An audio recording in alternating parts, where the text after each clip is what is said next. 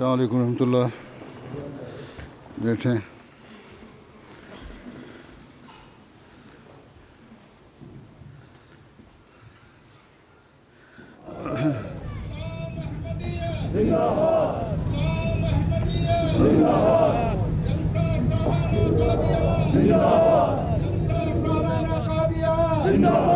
حضرت امیر المومنین حضرت امیر المومنین خلافت احمدیہ خلافت احمدیہ نعرہ تکبیر. السلام علیکم ورحمۃ اللہ وبرکاتہ. محمود احمد وردی صاحب تلاوت.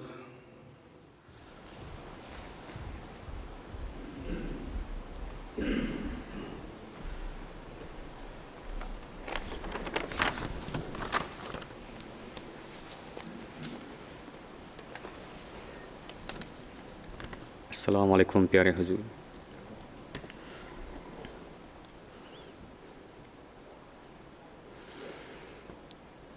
اعوذ باللہ من الشیطان الرجیم.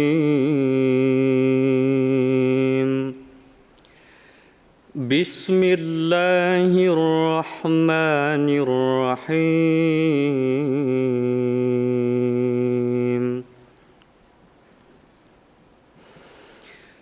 ان الدین عند اللہ الاسلام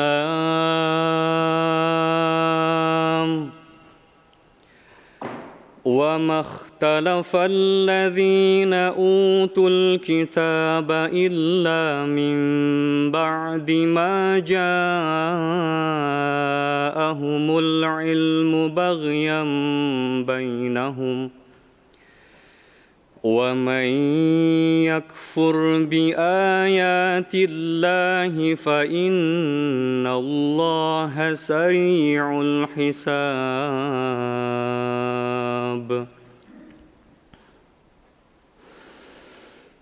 فَإِنْ حَاجُّوكَ فَقُلْ أَسْلَمْتُ وَجْهِيَ لِلَّهِ وَمَنِ اتَّبَعَنِ وَقُلْ لِلَّذِينَ أُوتُوا الْكِتَابَ وَالْأُمِّيِّينَ أَأَسْلَمْتُمْ فَإِنْ أَسْلَمُوا فَقَدِ اهْتَدَوْا وَإِنْ تَوَلَّوْا فَإِنَّمَا عَلَيْكَ الْبَلَاغُ واللہ بصیر بالعباد.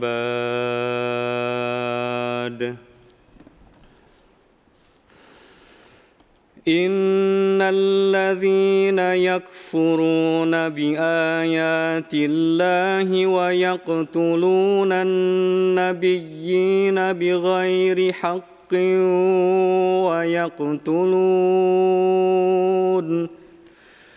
وَيَقْتُلُونَ الَّذِينَ يَأْمُرُونَ بِالْقِسْطِ مِنَ النَّاسِ فَبَشِّرْهُم بِعَذَابٍ أَلِيمٍ. أُولَئِكَ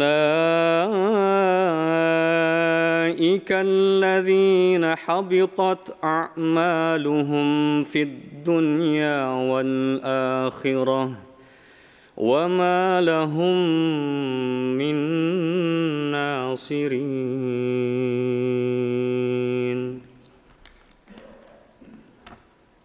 ابھی آپ کے سامنے سورہ آل عمران کی آیات 20 تا 23 کی تلاوت کی گئی. اب ان کا اردو ترجمہ از تفسیر صغیر پیش خدمت ہے. اللہ کے نزدیک اصل دین یقیناً کامل فرمانبرداری ہے، اور صرف انہی لوگوں نے جنہیں کتاب دی گئی تھی اس کے بعد کہ ان کے پاس علم آ چکا تھا آپس کے فساد کی وجہ سے اختلاف کیا. اور جو اللہ کے نشانات کا انکار کرے وہ یاد رکھے کہ اللہ یقیناً جلد حساب کرنے والا ہے. اب اگر یہ لوگ تجھ سے جھگڑیں تو تو ان سے کہہ دے کہ میں نے اور ان لوگوں نے جو میرے پیرو ہیں اپنے آپ کو اللہ کی فرمانبرداری میں لگا دیا ہے، اور جن لوگوں کو کتاب دی گئی ہے ان کو اور نیز امیوں کو کہہ دے کہ کیا تم بھی فرمانبردار ہوتے ہو؟ پس اگر وہ فرمانبردار ہو جائیں تو سمجھو کہ وہ ہدایت پا گئے، اور اگر وہ منہ پھیر لیں تو تیرے ذمہ صرف پہنچا دینا ہے، اور اللہ بندوں کو دیکھ رہا ہے۔ جو لوگ اللہ کی آیات کا انکار کرتے ہیں اور بلا وجہ نبیوں کو قتل کرنا چاہتے ہیں، اور نیز لوگوں میں سے جو انصاف کی ہدایت کرتے ہیں انہیں بھی قتل کرنا چاہتے ہیں، تو انہیں دردناک عذاب کی خبر دے۔ یہ وہ لوگ ہیں کہ جن کے اعمال اس دنیا میں بھی اور آخرت میں بھی ضائع ہو جائیں گے، اور ان کا کوئی بھی مددگار نہیں ہوگا۔ جزاک اللہ۔ عمر شریف صاحب نظم۔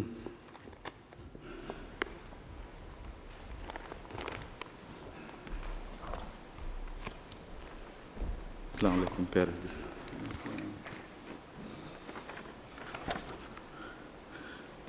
السلام علیکم ورحمۃ اللہ۔ کلام حضرت مسیح موعود علیہ الصلوۃ والسلام۔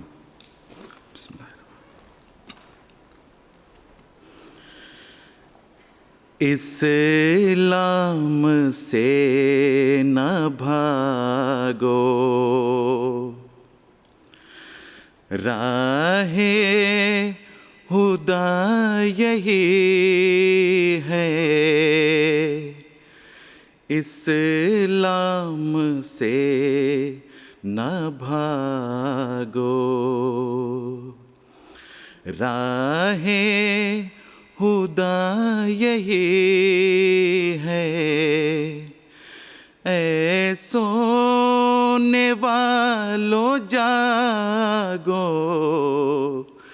شمس ضحیٰ یہی ہے، اے سونے والو جاگو، شمس ضحیٰ یہی ہے۔ مجھ کو قسم خدا کی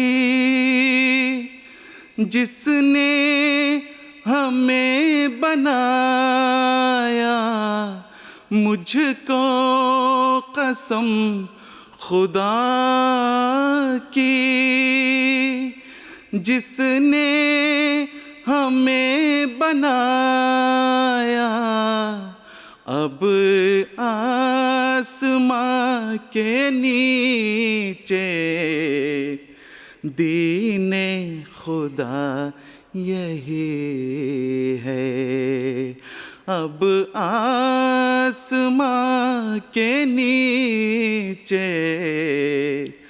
دین خدا یہی ہے۔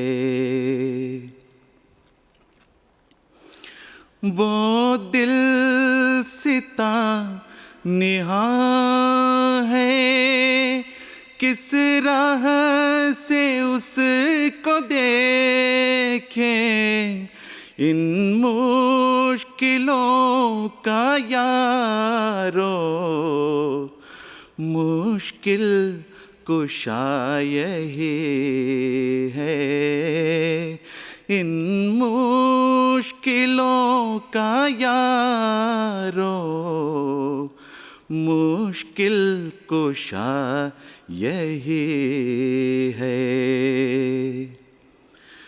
باطن سیاہ ہیں جن کے اس دین سے ہیں وہ منکر، باطن سیاہ ہے جن کے اس دین سے ہیں وہ منکر، پر اے اندھیرے والو دل کا دیا یہی ہے، پر اے اندھیرے والو دل کا دیا یہی ہے. دنیا کی سب دکانیں ہیں ہم نے دیکھی بھالی، آخر ہوا یہ ثابت دارالشفا یہی ہے. آخر ہوا یہ ثابت دارالشفا یہی ہے. اسلام سے نہ بھاگو، راہ خدا یہی ہے. اے سونے والو جاگو، شمس الضحیٰ یہی ہے. سب خشک ہو گئے ہیں جتنے تھے باغ پہلے، سب خشک ہو گئے ہیں جتنے تھے باغ پہلے. ہر طرف میں نے دیکھا بستاں ہرا یہی ہے. ہر طرف میں نے دیکھا بستاں ہرا یہی ہے. اسلام کے سچائی ثابت ہے جیسے سورج، اسلام کی سچائی ثابت ہے جیسے سورج، پر دیکھتے نہیں ہیں دشمن بلا یہی ہے. پر دیکھتے نہیں ہیں دشمن بلا یہی ہے. جو ہو مفید لینا، جو بد ہو اس سے بچنا، عقل و خرد یہی ہے، فہم و ذکا یہی ہے. سو سو نشان دکھا کر لاتا ہے وہ بلا کر، سو سو نشان دکھا کر لاتا ہے وہ بلا کر. مجھ کو جو اس نے بھیجا بس مدعا یہی ہے. مجھ کو جو اس نے بھیجا بس مدعا یہی ہے. کرتا ہے معجزوں سے وہ یار دین کو تازہ کرتا ہے معجزوں سے، وہ یار دین کو تازہ اسلام کے چمن کی باد صبا یہی ہے، اسلام کے چمن کی باد صبا یہی ہے، اسلام سے نہ بھاگو، راہ خدا یہی ہے، اے سونے والو جاگو، شمس الضحیٰ یہی ہے، شمس الضحیٰ یہی ہے۔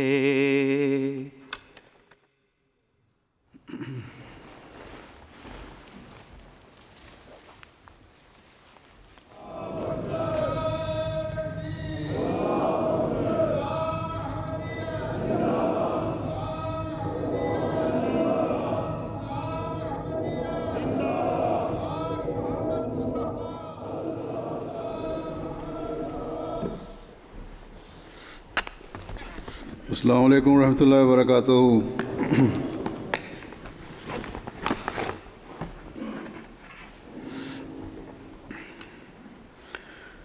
اشہد ان لا الہ الا اللہ وحدہ لا شریک لہ واشہد ان محمدا عبدہ ورسولہ، اما بعد فاعوذ باللہ من الشیطان الرجیم، بسم اللہ الرحمن الرحیم، الحمد للہ رب العالمین، الحمد للہ رب العالمین،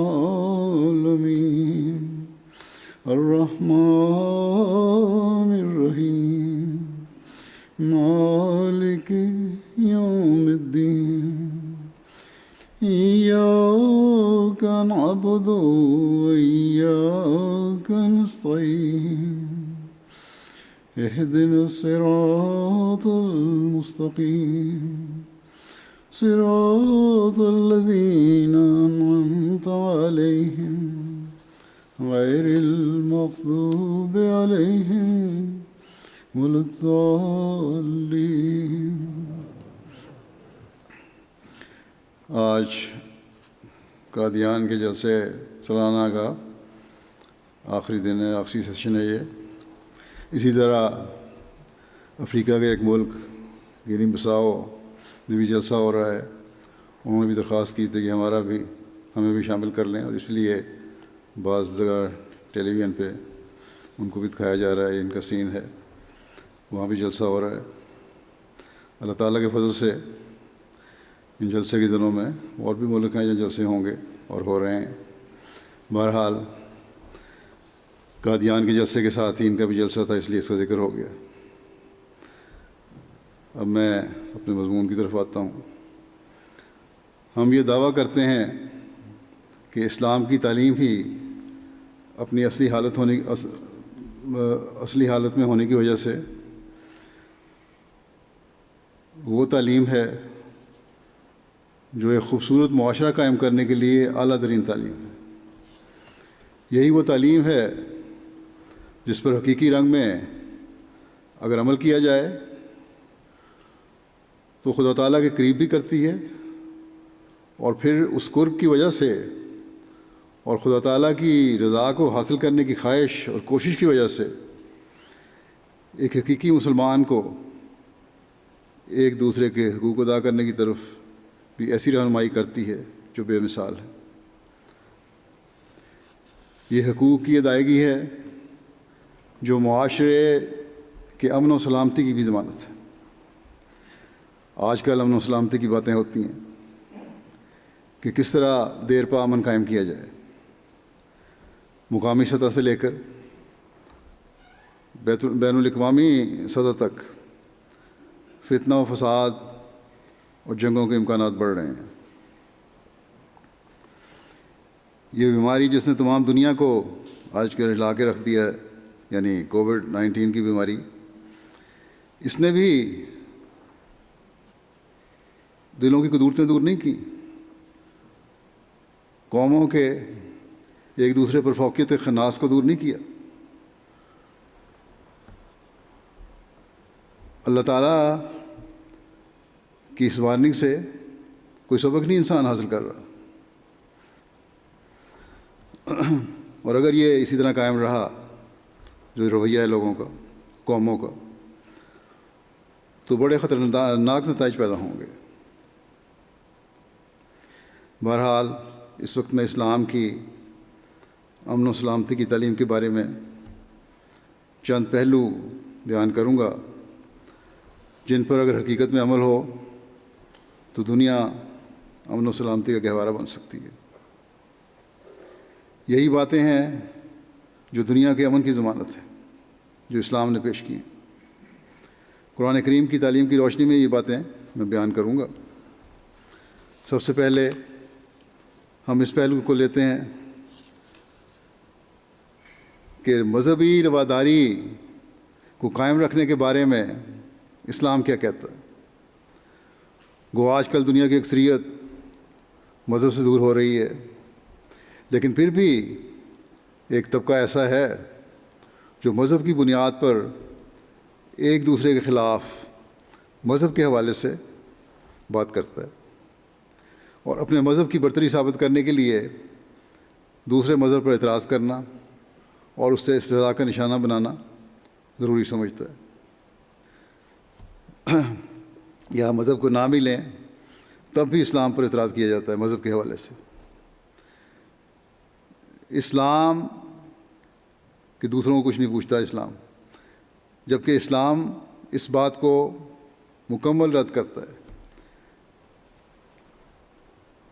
کہ جو ایک دوسرے کے مذہب کا استہزاء کیا جائے۔ کسی مذہب کے بانی کو، اسلام کہتا ہے کسی مذہب کے بانی کو اس پر الزام لگا کر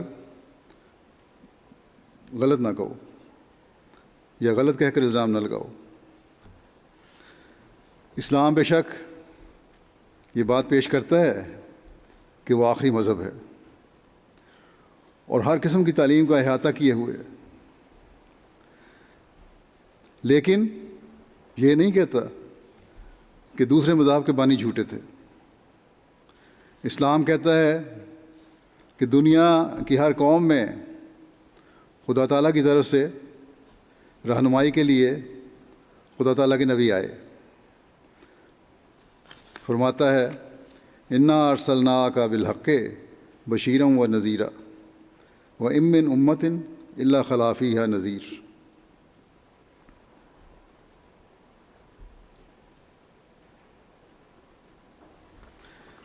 یقیناً ہم نے تجھے حق کے ساتھ بشیر و نذیر بنا کر بھیجا ہے، اور کوئی امت نہیں مگر ضرور اس میں کوئی ڈرانے والا گزرا ہے۔ بس یہ بڑا واضح فرق ہے اسلام کی تعلیم میں اور دوسرے مذاہب کی تعلیم میں۔ وہ صرف اپنے مذہب اور اپنی تعلیم کو ہی سچا سمجھتے ہیں، لیکن اس تعلیم کے مطابق جو قرآن کریم نے ہمیں دی ہے، مسلمان پر فرض ہے کہ یہ تسلیم کریں کہ ہر قوم میں نبی آئے ہیں، اور جب ہر قوم میں نبی کو مانیں گے تو پھر وہ یہ کس طرح کہہ سکتے ہیں کہ تمہارا نبی جھوٹا ہے۔ دوسرے مذہب والے بعض دفعہ گندے الزامات حضرت صلی اللہ علیہ وسلم کی ذات بابرکات پر لگاتے ہیں یا لگا سکتے ہیں، لیکن ایک مسلمان حضرت موسیٰ کو، حضرت عیسیٰ کو یا ہندوؤں کے اوتاروں کو عزت اور احترام سے ہی پکاریں گے۔ ہمیں اس زمانے میں حضرت اقدس مسیح موعود علیہ السلام نے بڑے خوبصورت انداز میں یہ باتیں بیان فرمائی ہیں۔ آپ فرماتے ہیں میرا یہ مذہب نہیں ہے کہ اسلام کے سوائے باقی سب مذاہب کی بنیاد ہی جھوٹ پر رکھی گئی ہے۔ میرا یہ ایمان ہے کہ وہ خدا جو تمام مخلوق کا خدا ہے وہ سب پر نظر رکھتا ہے، اور جیسا وہ سب کی جسمانی ضروریات کو پورا کر رہا ہے ایسا ہی روحانی ضروریات کو بھی پورا کرتا ہے۔ یہ سچ نہیں کہ دنیا کی ابتدا سے اس نے صرف ایک قوم کو ہی چن لیا ہے اور دوسروں کی کچھ پرواہ نہیں کی۔ ہاں یہ سچ ہے کہ وہ کبھی کسی قوم پر قوم پر وہ وقت آ جاتا ہے اور کبھی کسی پر۔ میں یہ باتیں کسی کو خوش کرنے کے لیے نہیں کہتا، بلکہ خدا تعالیٰ نے مجھ پر ظاہر کیا ہے کہ راجہ رام چندر اور کرشن جی وغیرہ بھی خدا کے راست باز بندے تھے اور اس سے سچا تعلق رکھتے تھے۔ میں اس شخص سے بیزار ہوں جو ان کی نندیا یا توہین کرتا ہے۔ اس کی مثال کنویں کے مینڈک کی سی ہے جو سمندر کی وسعت سے ناواقف ہے۔ جہاں تک ان لوگوں کے صحیح سوانے معلوم ہوتے ہیں ان سے پایا جاتا ہے کہ ان لوگوں نے خدا کی راہ میں بڑے بڑے مجاہدات کیے اور کوشش کی کہ اس راہ کو پائیں جو خدا تعالیٰ تک پہنچنے کی حقیقی راہ ہے۔ جو شخص یہ کہتا ہے کہ وہ راست باز نہ تھے وہ قرآن شریف کے خلاف کہتا ہے، کیونکہ اس میں فرمایا ہے ام من امت الا خلا فیہا نذیر، یعنی کوئی قوم اور امت ایسی نہیں گزری جس میں کوئی نذیر نہ آیا ہو۔ بس اس میں شک نہیں کہ ابتدا میں ان تمام مذاہب کی بنیاد حق اور راستی پر تھی، مگر مرور زمانہ سے اس میں ان میں طرح طرح کی غلطیاں داخل ہو گئیں، یہاں تک کہ اصل حقیقت انہی غلطیوں کے نیچے چھپ گئی۔ پھر آپ فرماتے ہیں کہ جیسا کہ خدا ہر ایک ملک کے باشندوں کے لیے ان کے مناسب حال ان کی جسمانی تربیت کرتا آیا ہے، ایسا ہی اس نے ہر ایک ملک اور ہر ایک قوم کو روحانی تربیت سے بھی فیض یاب کیا ہے۔ جیسا کہ قرآن شریف میں ایک جگہ فرماتا ہے وَإِن مِّن أُمَّةٍ إِلَّا خَلَا فِيهَا نَذِيرٌ، کوئی ایسی قوم نہیں جس میں کوئی نبی یا رسول نہیں بھیجا گیا۔ خدا کا فیض عام ہے جو تمام قوموں اور تمام ملکوں اور تمام زبانوں پر محیط ہو رہا ہے۔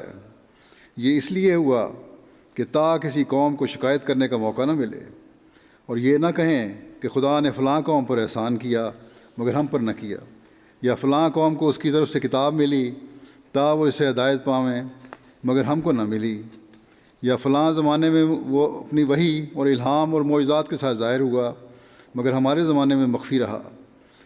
بس اس نے عام فیضان دکھلا کر ان تمام اعتراضات کو دفع کر دیا اور اپنے ایسے وسیع اخلاق دکھائے کہ کسی قوم کو اپنی جسمانی اور روحانی فیضوں سے محروم نہیں رکھا اور نہ کسی زمانے کو بے نصیب ٹھہرایا۔ بس یہ ہیں وہ خوبصورت باتیں جن سے معاشرے میں امن اور رواداری قائم ہو سکتی ہے۔ آج کل مسلمانوں کے خلاف یا بانی اسلام حضرت محمد رسول اللہ صلی اللہ علیہ وسلم کے خلاف وقتاً فوقتاً باتیں کی جاتی ہیں۔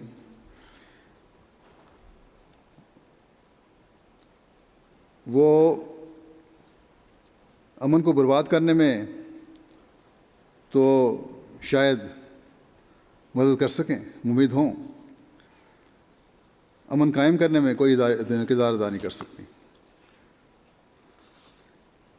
بس ہماری تعلیم تو یہ ہے کہ ہر مذہب کے ماننے والوں کی عزت کرو اور ہر مذہب کے بانی کی عزت کرو۔ پھر ایک غلط تصور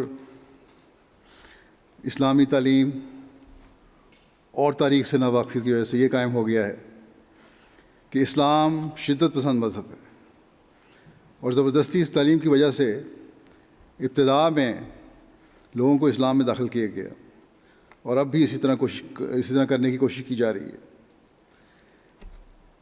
یہ ایک ایسا الزام ہے جس کی کوئی بنیاد نہیں ہے۔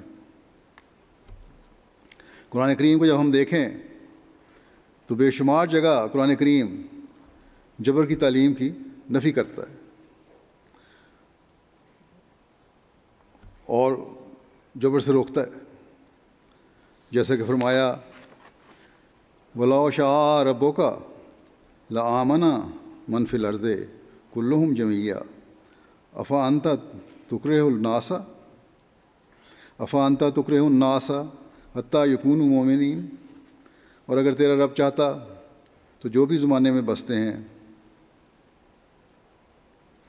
اکٹھے سب کے سب ایمان لے آتے، تو کیا تو ان لوگوں کو مجبور کر سکتا ہے حتیٰ کہ وہ ایمان لانے والے ہو جائیں؟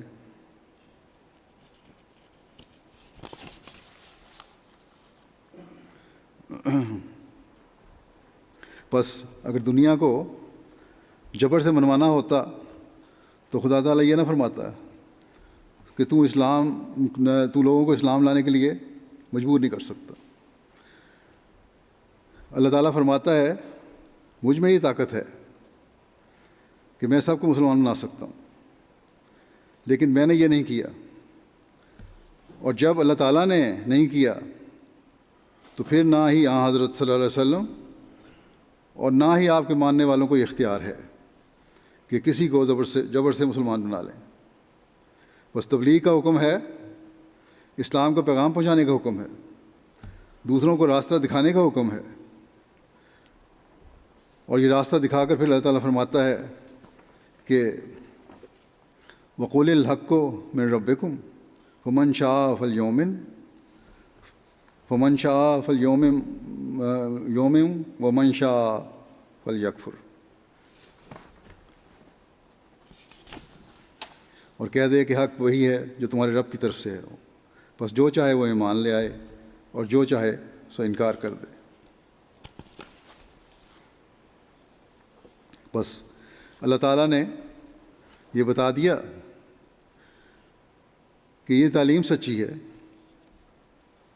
تمہارے فائدے کے لیے ہے، مان لو تو بہتر ہے، نہ مانو تو پھر تمہاری مرضی ہے۔ پھر اللہ تعالیٰ اگلے جہان میں حساب کتاب کرے گا۔ اس دنیا کا معاملہ ختم ہو گیا۔ اس دنیا میں مذہب نہ ماننے کی وجہ سے کسی کو زبردستی کا حق نہیں ہے۔ بس اسلام دنیا میں مذہب کی وجہ سے کسی کو سزا نہیں دے رہا۔ یہ تو مسلمانوں کے بعض علماء نے غلط تشریحیں کر کے تفسیریں کر کے اسلام کو بدنام کر دیا ہے۔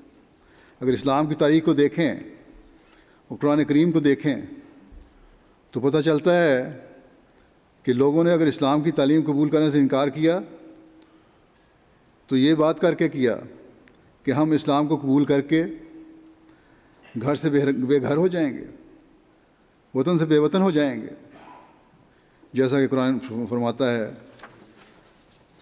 وَقَالُوا إِن نَّتَّبِعِ الْهُدَىٰ مَعَكَ نُتَخَطَّفْ مِنْ أَرْضِنَا أَوَلَمْ نُمَكِّن لَهُمْ حَرَمًا آمِنًا يُجْبَىٰ إِلَيْهِ ثَمَرَاتُ كُلِّ شَيْءٍ رِزْقًا مِنْ لَدُنَّا وَلَٰكِنْ أَكْثَرَهُمْ لَا يَعْلَمُونَ، اور انہوں نے کہا اگر ہم تیرے ہمراہ ہدایت کی پیروی کریں گے تو ہم اپنے وطن سے نکال پھینکے جائیں گے، کیا ہم نے انہیں پرامن حرم میں سکونت نہیں بخشی؟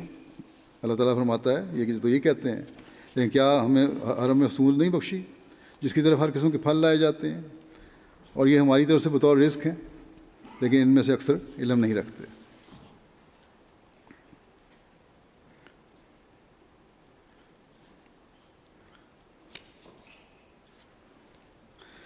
بس یہاں تو غیر مسلموں کے خوف سے اسلام قبول نہیں کیا جا رہا، ان لوگوں کے خوف سے اسلام نہیں قبول کیا جا رہا جو اسلام کے خلاف ہیں۔ کہتے ہیں کہ اگر ہم نے تجھے مان لیا تو یہ لوگ تو ہمیں کھا جائیں گے، ختم کر دیں گے، یا ہمیں غلام بنا لیں گے۔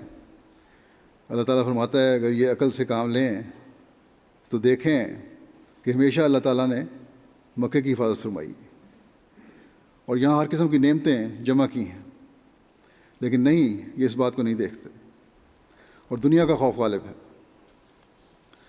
اور اسلام کو قبول کرنے سے محروم ہو رہے ہیں۔ بس یہاں خوف ہے اور اپنا امن برباد ہونے کا خطرہ ان کو پیش ہے۔ اسلام سے کوئی خطرہ نہیں ہے، بلکہ دنیاوی بادشاہوں سے خطرہ ہے۔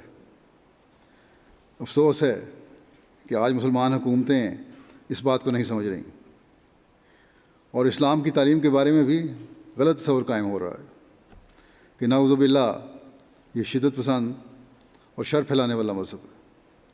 اگر آج بھی مسلمانوں کے عمل اس تعلیم کے مطابق ہو جائیں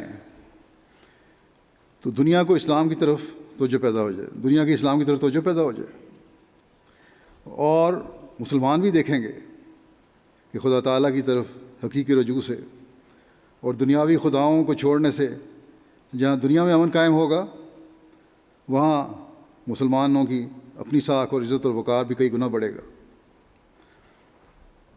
اور یہ اس وقت ہوگا جب حضرت صلی اللہ علیہ وسلم کے غلام صادق اور زمانے کے امام کو مانیں گے،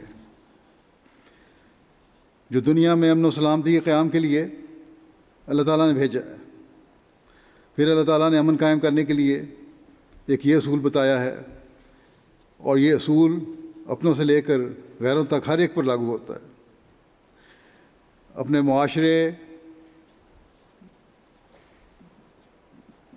معاشرتی چھوٹے چھوٹے جھگڑوں سے لے کر دشمن کی بڑی بڑی تدبیروں اور دشمنیوں پر یہ حاوی ہے، اور وہ ہے کہ کسی غلطی اور دشمنی پر معاف کرنا یا سزا دینا۔ اور یہ حکم دو مختلف موقعوں اور حالات کے مطابق ہے۔ اللہ تعالیٰ قرآن کریم میں فرماتا ہے کہ وہ جزاء سیئۃ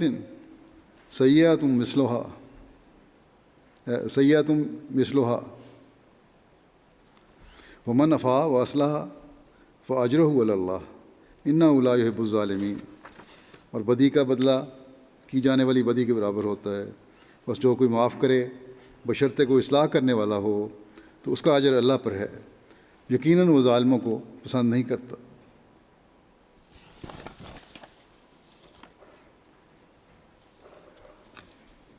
بس واضح ہو گیا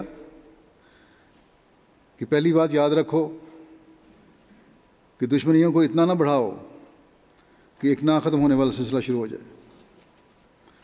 اس لیے اگر کوئی برائی کرتا ہے تو اس برائی کے برابر ہی اس کا بدلہ لینا چاہیے، لیکن یاد رکھو کہ بدلہ کینہ رکھنے اور دشمنیاں جاری رکھنے کے لیے نہیں ہے، نہ انتقام ہے، بلکہ مقصد اصلاح ہونا چاہیے۔ اور یہ ہمیشہ اس بات کو ہمیشہ سامنے رکھیں کہ اصلاح کس چیز سے ہوتی ہے، سزا دینے سے، بدلہ لینے سے، یا معاف کرنے سے۔ اللہ تعالیٰ فرماتا ہے کہ اگر معاف کرنے سے اصلاح ہوتی ہے تو معاف کر دو، اور اس معاف کرنے کا اجر اللہ تعالیٰ کے پاس ہے۔ اس آیت میں اللہ تعالیٰ نے دشمن سے بھی دو قسم کے سلوک کی تعلیم دی ہے، سزا دینے کی یا معاف کرنے کی، لیکن مقصد واضح کر دیا کہ مقصد اصلاح کرنا ہے۔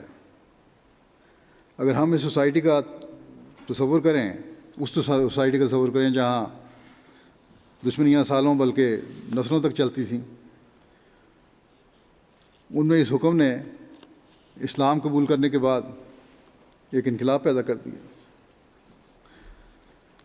پرانے زمانے کے جہالت کے رویے آج بھی ہمیں بعض قوموں میں نظر آتے ہیں، اور دشمنیوں کا ایک نہ ختم ہونے والا سلسلہ چل رہا ہے، اور مسلمانوں کے خلاف تو بغض و کینہ انتہا تک پہنچا ہوا ہے۔ اسی طرح مسلمانوں کے اندر بھی یہ بات ہے۔ بعض ترقی یافتہ ملکوں میں ملکوں کے اپنے کے رہنے والے بعض لوگوں میں بلکہ سیاستدانوں میں بھی یہ بغض اور کینہ پل رہا ہے۔ بہرحال اللہ تعالیٰ فرماتا ہے کہ اگر امن قائم رکھنا ہے تو یہ تعلیم ہے، اس تعلیم کو جاری کرو گے تو یہی حقیقی سلامتی پہنچانے کا ذریعہ ہے۔ اگر دنیا اس اصول کو اپنا لے تو دنیا میں حقیقی امن قائم ہوگا اور بے جا عداوت اور دشمنی دور ہوگی۔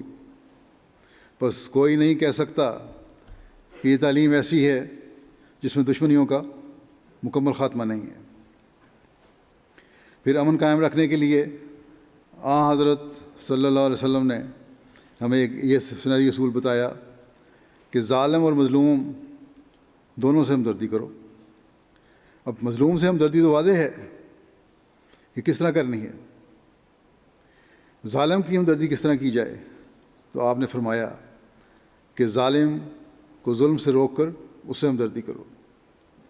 بس ترقی یافتہ ممالک میں بھی اور ترقی پذیر ممالک میں بھی، چاہے معاشرے کی بنیادی اور چھوٹی اکائی کو دیکھیں یا ملکوں کے اندر مختلف قومیتوں اور رنگ و نسل کی تعلقات میں دیکھیں یا ملکوں کی سطح پر بین الاقوامی تعلقات کو دیکھیں، اس چیز کی بہت بڑی کمی نظر آتی ہے۔ جو بھی فریقین میں فیصلہ کرنے والے ہیں، امن قائم کرنے والے ہیں، ان کا میلان ایک طرف ہوتا ہے۔ UN بنی ہوئی ہے، اس کا میلان بھی اب دیکھ لیں ایک طرف ہے۔ یا تو مظلوم سے اس حد تک ہمدردی کہ وہ ایک وقت میں آ کر ظالم بن جائے، یا ظالم کی اس حد تک طرفداری کہ مظلوم کا جینا دوبھر ہو جائے۔ بس پائیدار امن اس وقت قائم ہو سکتا ہے جب متوازن رویہ ہر سطح کے بااختیار لوگ اپنائیں، دونوں طرف کی باتیں اور نقطہ نظر سنیں اور پھر سمجھائیں اور قدرتوں کو دور کریں۔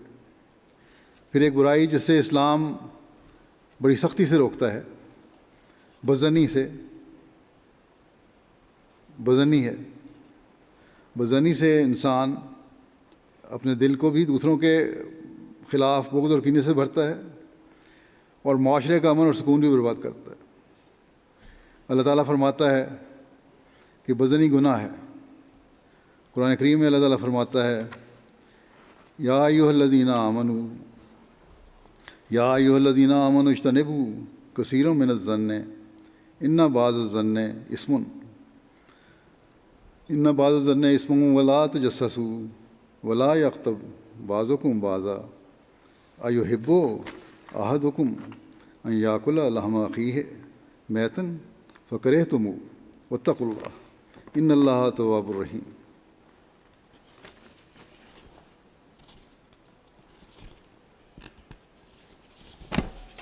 اے لوگو جو ایمان لائے ہو، ظن سے بکثرت اجتناب کیا کرو، یقیناً بعض ظن گناہ ہوتے ہیں، اور تجسس نہ کیا کرو، اور تم میں سے کوئی کسی دوسرے کی غیبت نہ کرے۔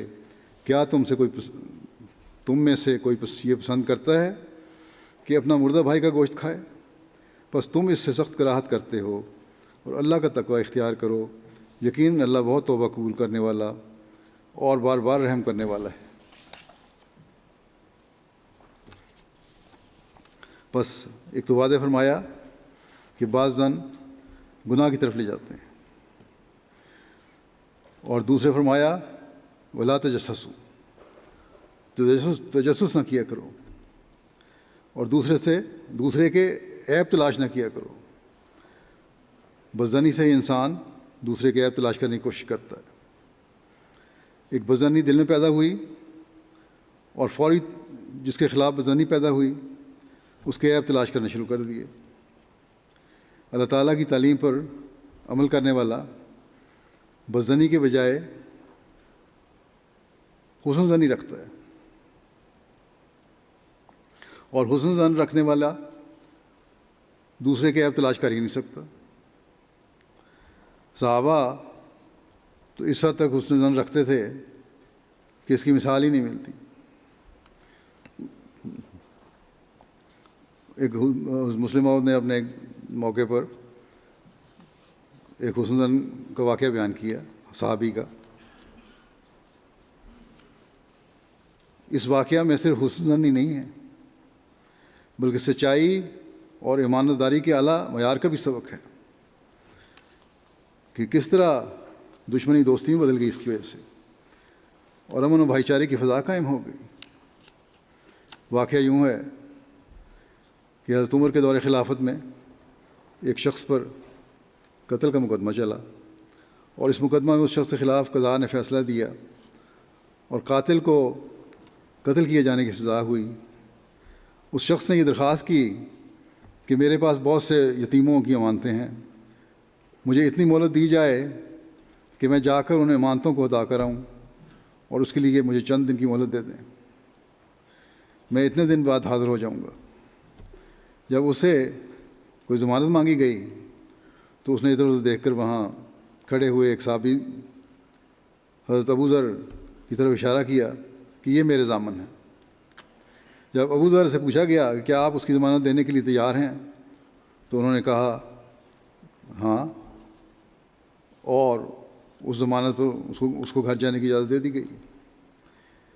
جب وہ مقررہ دن آیا جس دن اس شخص نے حاضر ہونا تھا تو صحابہ گھبراہٹ میں ادھر ادھر دیکھنے لگے کیونکہ بہت دیر ہو گئی تھی اور وہ شخص نہیں آیا تھا۔ بعض لوگوں نے حضرت ابو ذر سے پوچھا کہ کیا آپ کو معلوم ہے وہ شخص کون ہے جس کی آپ نے ضمانت دی ہے؟ انہوں نے کہا میں تو اسے ذاتی طور پر نہیں جانتا۔ صحابہ نے کہا عجیب بات ہے، اس کا جرم قتل تھا اور آپ نے بغیر اس سے جاننے کے اس کی ضمانت دے دی، یہ آپ نے کیا کیا ہے؟ اگر وہ نہ آیا تو آپ کی جان جائے گی۔ انہوں نے کہا کہ بے شک میں اسے نہیں جانتا، لیکن جب ایک مسلمان نے ضمانت کے لیے میرا نام لیا تو میں کس طرح انکار کر سکتا تھا اور کس طرح اس پر بدظنی کر سکتا تھا۔ یہ ہے وہ معیار حسن ظنی کا جو صحابہ میں تھا۔ ایک شخص جس کو وہ جانتے بھی نہیں، اس کی ضمانت صرف اس لیے دے دی کہ وہ بدظنی نہیں کرنا چاہتے تھے۔ بہرحال جب وقت بالکل ختم ہونے والا تھا تو لوگوں نے دور سے مٹی اڑتی دیکھی اور دیکھا کہ ایک سوار گھوڑے کو تیز دوڑاتا ہوا آ رہا ہے۔ سب کی نظریں اس کی طرف تھیں۔ جب وہ قریب آیا تو دیکھا کہ یہ وہی شخص ہے جس کی ضمانت دی گئی تھی۔ وہ گھوڑے سے اترا اور کہا معاف کرنا، مجھے امانتیں واپس کرتے ہوئے کچھ وقت لگ گیا تھا جس کی وجہ سے کچھ دیر ہو گئی۔ بہرحال خدا کا شکر ہے کہ میں وقت پر پہنچ گیا، اب میں تیار ہوں، جو سزا مقرر ہے میرے لیے مجھے دے دیں۔ اس کی اس بات کو ان لوگوں پر جن کا جرم کیا گیا تھا اتنا اثر ہوا کہ انہوں نے قاضی کو کہا کہ ہم نے اپنا جرم اس شخص کو معاف کیا۔ بس یہ وہ نیک زن لوگ تھے جو بدظنی کرنا جانتے ہی نہیں تھے، اور پھر اللہ تعالیٰ بھی ان کے حسن زن کو پورا کر دیتا تھا۔ اور یہ وہ لوگ تھے جو سچائی پر قائم تھے اور اپنی جان بھی سچائی پر قربان کرنے والے تھے، عہدوں کا پاس کرنے والے تھے۔ یہ وہ خصوصیات ہیں جن سے معاشرے میں امن قائم ہوتا ہے۔ سخت ترین دشمن کو سزا دلوانے کی کوشش معافی اور رحم میں بدل جاتی ہے۔ پھر اللہ تعالیٰ نے اس آیت میں ظلم سے بھی روکا ہے، یہ کہہ کر کہ ولا یغتب بعضکم بعضا، ایک دوسرے کی غیبت نہ کیا کرو۔ غیبت بھی ایک طرح کا ظلم ہے، اس سے دوسرے کی عزت پر حملہ ہوتا ہے۔ جس کی غیبت کی جائے یا تو وہ جو غیبت کرنے والے کی کمزوریوں کا مجلسوں میں ذکر کرتا ہے یا پھر براہ راست لڑائی کرتا ہے۔ دونوں صورتوں میں معاشرے کا امن برباد ہوتا ہے۔ بس فرمایا کہ غیبت نہیں کرنی، اور اسے نفرت دلانے کے لیے فرمایا کہ غیبت کرنا ایسا ہی ہے جیسے اپنے مردہ بھائی کا گوشت کھانا، جسے ہر ایک کو سخت کراہت آتی ہے۔ بس اسلام نے تو یہ معیار قائم کیے ہیں امن اور سلامتی کے قائم کرنے کے۔ حضرت اقدس مسیح موعود علیہ السلام اس بارے میں فرماتے ہیں، بعض گناہ ایسے باریک ہوتے ہیں کہ انسان ان میں مبتلا ہوتا ہے اور سمجھتا ہی نہیں، جوان سے بوڑھا ہو جاتا ہے مگر اسے پتہ نہیں لگتا کہ گناہ کرتا ہے۔ مثلاً گلہ کرنے کی عادت ہوتی ہے۔ ایسے لوگ اس کو بالکل ایک معمولی سی اور چھوٹی سی بات سمجھتے ہیں، حالانکہ قرآن شریف نے اس کو بہت ہی برا قرار دیا ہے۔ چنانچہ فرمایا ایحب احدکم ان یاکل لحم اخیہ، خدا تعالیٰ اس سے ناراض ہوتا ہے کہ انسان ایسا کلمہ زبان پر لاوے جس سے اس کے بھائی کی تحقیر ہو، اور ایسی کارروائی کرے جس سے اس کو حرج پہنچے۔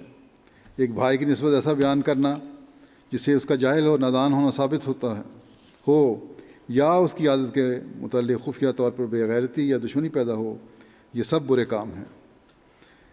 پھر اللہ تعالیٰ فرماتا ہے کہ وَلَا تَأْكُلُوا أَمْوَالَكُمْ بَيْنَكُمْ بِالْبَاطِلِ، وَلَا تَأْكُلُوا أَمْوَالَكُمْ بَيْنَكُمْ بِالْبَاطِلِ، یعنی جھوٹ اور فریب سے ایک دوسرے کے اموال نہ کھایا کرو، کیونکہ یہ ظلم ہے۔ اس سے پھر رنجشیں اور جھگڑے پیدا ہوتے ہیں۔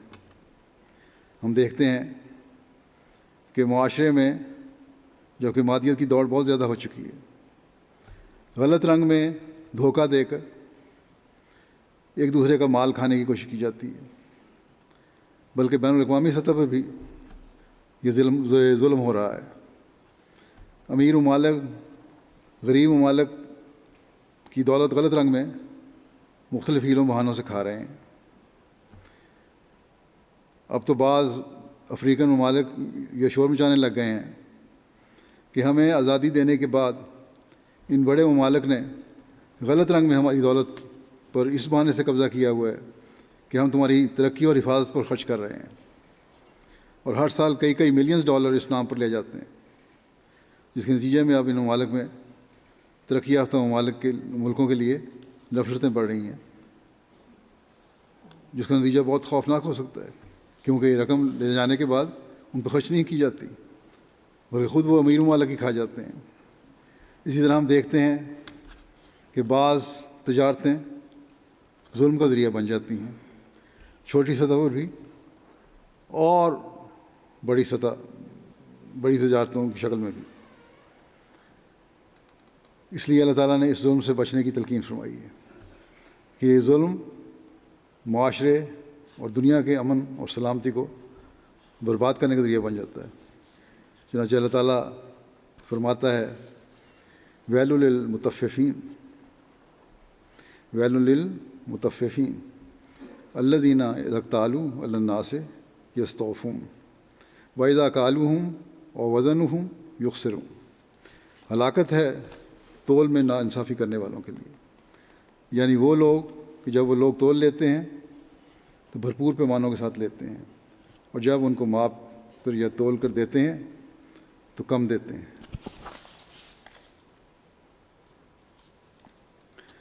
بس اسلام لعنت اور ہلاکت بھیجتا ہے ان لوگوں پر جو دوسروں کے حقوق کو سب کرتے ہیں،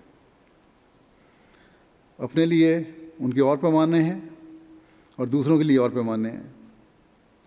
ان آیات میں اسلام نے ہر قسم کے ظلم سے روک دیا ہے اور اس طرح سے جان مال اور عزت کو محفوظ کر دیا ہے۔ اللہ تعالیٰ نے یہ تعلیم دی کہ کیا یہ تعلیم دی ہے، کیا یہ صرف تعلیم دینے کی حد تک ہے یا مسلمان لوگوں نے اس پر عمل بھی کر کے دکھایا ہے؟ ہم کہتے تو ہیں نا اسلام کی بڑی خصوصی تعلیم ہے، کیا اس پر کبھی عمل بھی ہوا؟ کیوں آج کل تو ہمیں نظر نہیں آتا اس پہ عمل، کیونکہ آج کل تو ہمیں مشکل سے ہی اس کی شاید مثالیں نظر آئیں عام مسلمانوں میں۔ لیکن احمدیوں کو، جنہوں نے حضرت مسیح علیہ السلام کو مانا ہے، ایسی مثالیں قائم کرنی چاہیے جیسی صحابہ نے قائم فرمائی تھی۔ کوئی ہمیں پر یہ انگلی نہ اٹھائے، یہ کہتے تو یہ ہیں کہ ہمیں یہ فرق اور یہ فرق، ہم نے مسیح موت کو مان لیا تو فرق کیا پیدا کیا اپنے آپ میں مان کر؟ بس ہمارا فرق واضح نظر آنے چاہیے، تبھی ہم کہہ سکتے ہیں کہ مسیح موت کو مان کر ہمارا آخرین میں شمار ہوا ہے۔ صحابہ کی کیا مثالیں تھیں، کس طرح انہوں نے دوسروں کے مال اور جانوں کی حفاظت کی، امانتوں کی حفاظت کی۔ ایک مثال تو میں پہلے دے آیا ہوں کس طرح ایک حقیقی مومن کو فکر تھی کہ مرنے سے پہلے لوگوں کی، یتیموں کی، کمزوروں کی امانتیں واپس کر دوں، پھر چاہے مجھے قتل کر دو، کوئی پرواہ نہیں ہے۔ ایسی حفاظت ہے کہ شاید آج کل کے بینکوں میں بھی اس طرح امانتیں محفوظ نہ ہوں۔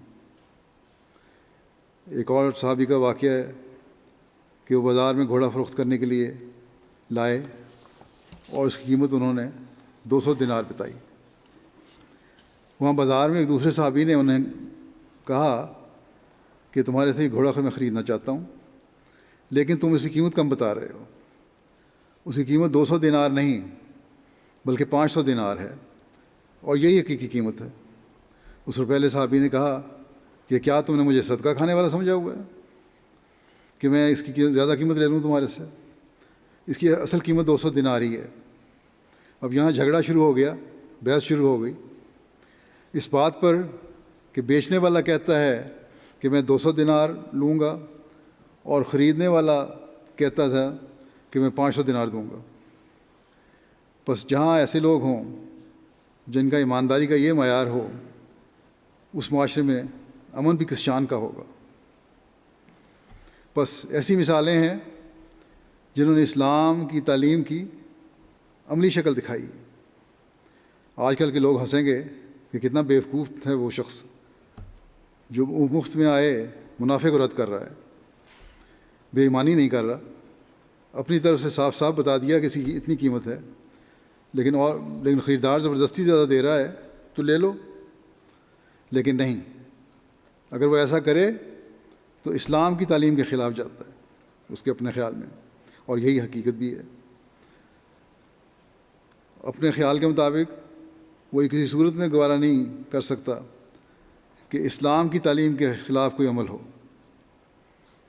لیکن آج کل تو ہم دیکھتے ہیں کہ جتنا کوئی امیر اور مالدار شخص ہو اتنا ہی اس میں لالچ ہوتا ہے اور دوسرے کو لوٹنے کی کوشش کرتا ہے، اور چند روپوں کے لیے اتنی لمبی بحثیں کرتا ہے کہ جس کی انتہا نہیں۔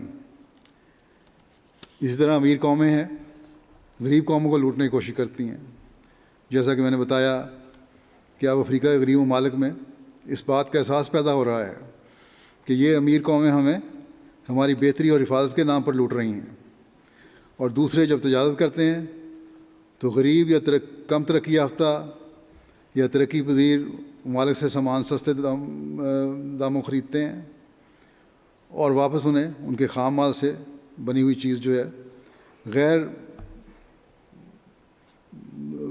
معمولی منافع میں بیچتے ہیں۔ اس طرح غریب ملکوں کی لیبر سے انتہائی سستے داموں سامان تیار کرواتے ہیں اور خود پھر اس کو بے انتہا منافع پر بیچتے ہیں، اور اس میں ان غریب ملکوں کے لوگ اور عملاء بھی شامل ہیں جو کم اور بالکل معمولی مزدوری پر مجبوروں سے سامان تیار کرواتے ہیں، جس سے غریب کے خاندان کی 2 وقت کی روٹی بھی مشکل سے چلتی ہے۔ لیکن امیر لوگ ان کی چیزوں سے اربوں منافع کما رہے ہوتے ہیں، اور یہی چیز جو ہے وہ بے چینیاں پیدا کر رہی ہے، اور ایک وقت میں پھر غریب لاوے کی طرح پھٹے گا، کیونکہ دنیا میں جو رابطوں کی وجہ سے اویئرنیس ہو گئی ہے، احساس ہو گیا ہے، ایک دوسرے کی خبریں پہنچنے لگ گئی ہیں، اس نے غریب کی خواہشات کو بڑھا دیا ہے، اور جب وہ دیکھتا ہے کہ مجھ سے ناانصافی اس بارے میں ہو رہی ہے تو پھر بے چینی بڑھتی ہے اور امن برباد ہوتا ہے۔ بس اسلام کہتا ہے کہ اس بے چینی کو دور کرنے کے لیے ہر قسم کے لین دین میں دوسروں کے حقوق کا خیال رکھو، یہی دیر پا امن اور سلامتی کا ذریعہ ہے۔ پھر امن و سلامتی کو برباد کرنے میں تکبر ایک بہت بڑی وجہ ہے۔ تکبر کی وجہ سے دوسروں سے ظلم ہوتا ہے اور حق تلفی کی جاتی ہے۔ اسلام اس کو سختی سے روکتا ہے۔ چنانچہ اللہ تعالیٰ فرماتا ہے وَلَا تَمْشِ فِي الْأَرْضِ مَرَحًا إِنَّكَ لَن تَخْرِقَ الْأَرْضَ ولن تبلغ الجبال طولا، اور زمین میں اکڑ کر نہ چل، تو یقیناً زمین کو پھاڑ نہیں سکتا، اور نہ قیامت میں پہاڑوں کی بلندی تک پہنچ سکتا ہے۔ بس اللہ تعالیٰ فرماتا ہے کہ تکبر کس بات کا ہے، تو یقیناً زمین کو پھاڑ نہیں سکتا، تو زمین سے کہیں باہر نہیں نکل سکتا۔ زمین کے ذرائع اور وسائل ہی ہیں جو تیری بقا کا ذریعہ ہیں۔ تیرے غریب بھائی، یہ غریب لوگ جو تیرے ارد گرد ہیں، ان سے ہی تو کام لیتا ہے۔ جتنا چاہے بڑا کارخانہ دار ہو، امیر آدمی ہو، اس کے مددگار یہی لوگ ہیں۔ اگر یہ نہ ہو تو امیر کچھ بھی نہیں کر سکتا۔ بس یہ احساس ہر بڑے اور جس کے دل میں تکبر ہے اسے دل میں پیدا کرنا چاہیے کہ جن لوگوں کو وہ تکبر کی وجہ سے رعونت سے دیکھتا ہے، یہی لوگ اس کے مددگار ہیں، جن کے بغیر اس کی زندگی آرام دہ نہیں ہو سکتی۔ بس یہ احساس جب پیدا ہو جائے تو امیر کو غریب کا حق مارنے کا خیال پیدا نہیں ہو سکتا۔ بس اللہ تعالیٰ فرماتا ہے کہ بندوں کو نصیحت فرماتے ہوئے کہ تکبر نہ کرو اور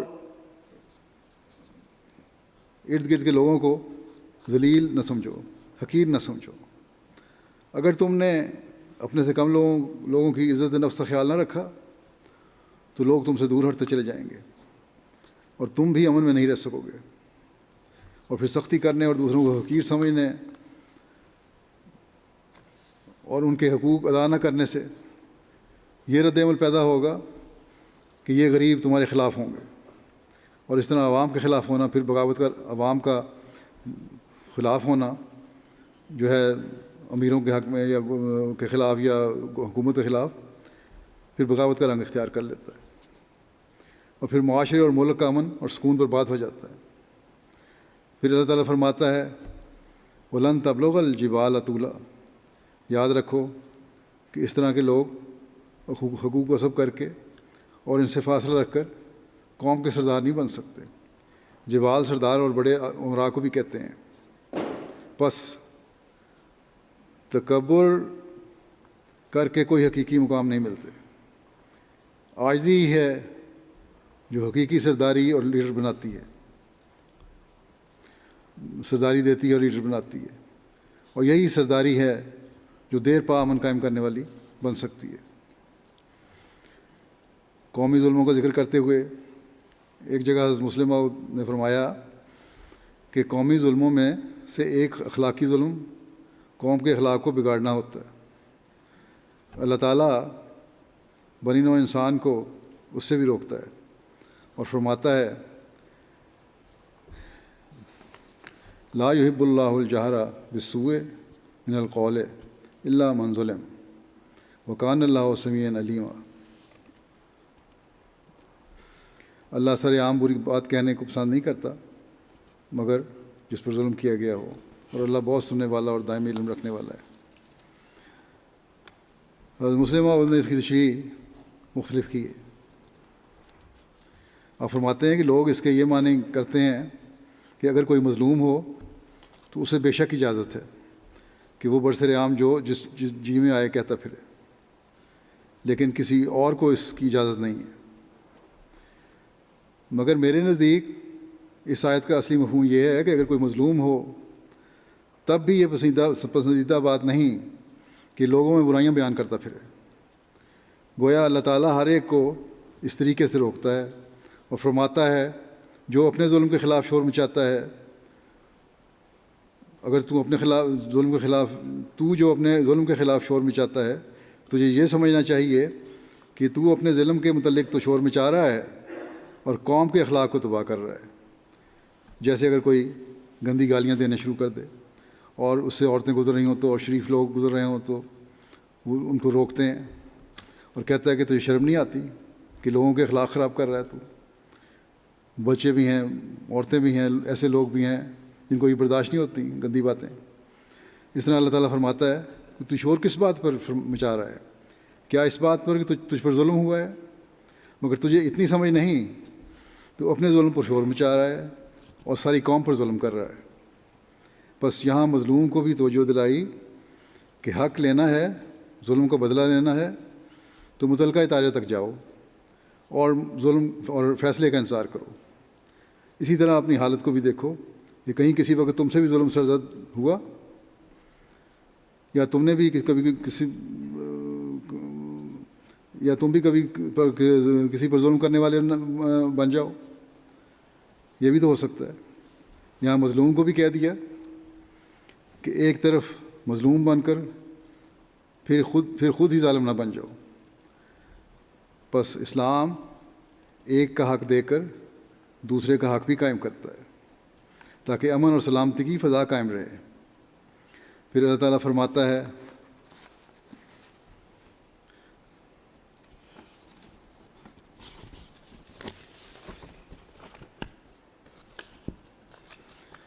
وَاعْبُدُوا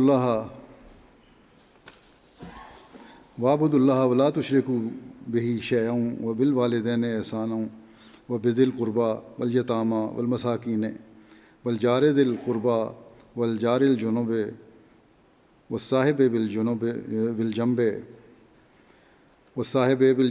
وَابْنِ السَّبِيلِ وَمَا مَلَكَتْ أَيْمَانُكُمْ إِنَّ اللَّهَ لَا يُحِبُّ مَنْ كَانَ مُخْتَالًا فَخُورًا۔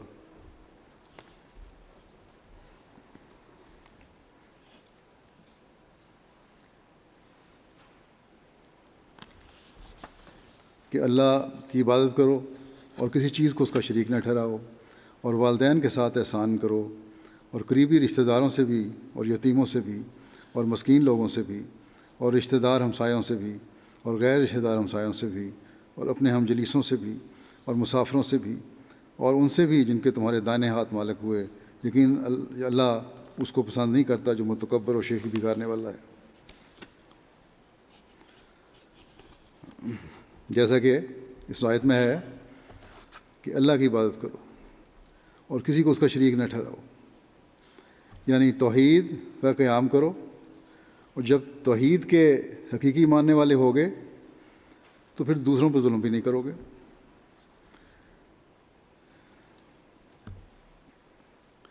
ساتھ ہی ان لوگوں کی فہرست بھی دے دی جن سے حسن سلوک ایک مومن کے لیے ضروری ہے، اور اس کے مطابق اگر انسان زندگی گزارے تو امن برباد کرنے والے تمام اسباب کا خاتمہ ہو جاتا ہے۔ معاشرے کے تمام لوگ جن سے اس کا واسطہ پڑتا ہے اس میں آ جاتے ہیں۔ والدین کے ساتھ ان رشتوں اور تعلقوں کا ذکر کے ساتھ ان رشتوں اور تعلقوں کا بھی ذکر ہے، بتا دیا کہ ان تعلقات کی کیا اہمیت ہے، اور پھر آخر میں تنبیہ کی اللہ تعالیٰ کسی متکبر اور شیخی بگاڑنے والے کو پسند نہیں کرتا۔ تکبر کے بارے میں پہلے ذکر ہو چکا ہے کہ کس طرح اللہ تعالیٰ تکبر کرنے والے کو تنبیہ فرما رہا ہے۔ یہ حقوق کی ادائیگی ہی امن اور سلامتی کی ضمانت ہے۔ ہم معاشرے کے تعلقات میں دیکھتے ہیں کہ بہت سے مسائل اور جھگڑے اور بے امنی کی صورتحال انسانوں میں آپس میں غصے کی حالت پیدا ہونے سے ہوتی ہے۔ جب انسان پر غصہ غالب آ جائے تو پھر جھگڑے شروع ہوتے ہیں۔ اللہ تعالیٰ نے مسلمانوں کو ایک اصولی ہدایت فرما دی اور خصوصیات بیان فرمائیں کہ ہم نے تمہیں امتاً وسطا بنایا، یعنی ایسی امت جو اعتدال پر چلنے والی ہے۔ غصہ اور محبت کے معاملے میں بھی اس اصول کو سامنے رکھو، نہ غصے میں اتنا بہہ جاؤ کہ معافی کی کوئی صورت ہی نہ ہو، اور نہ محبت میں اتنا بہہ جاؤ کہ جو نقصان دہ حد تک ہو جائے۔ محبت میں انسان پھر انصاف کے تقاضے پورے نہیں کرتا۔ بس فرمایا کہ اس اصول کے تحت غصے کی بھی ایک حد ہونی چاہیے اور محبت کی بھی ایک حد ہونی چاہیے۔ بدقسمتی سے مسلمانوں میں اب اس کی بہت زیادہ کمی ہو گئی ہے۔ اللہ تعالیٰ قرآن کریم میں فرماتا ہے کہ والکاظمین الغیظ والعافین عن الناس واللہ یحب المحسنین، اور غصہ دبانے والے اور لوگوں سے درگزر کرنے والے ہیں، اور اللہ احسان کرنے والوں سے محبت کرتا ہے۔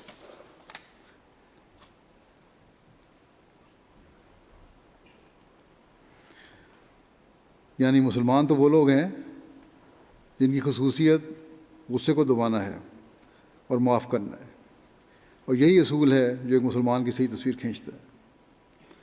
یہی اصول ہے جس سے دشمنیاں ختم ہوتی ہیں، یہی اصول ہے جس سے معاشرہ میں صلح اور صفائی کی فضا قائم ہوتی ہے، اور یہی اصول ہے جس سے امن اور سلامتی کا پیغام ہر طرف پہنچتا ہے۔ اس بارے میں حضرت مسیح موعود علیہ الصلوۃ والسلام فرماتے ہیں، یاد رکھو کہ عقل اور جوش میں خطرناک دشمنی ہے۔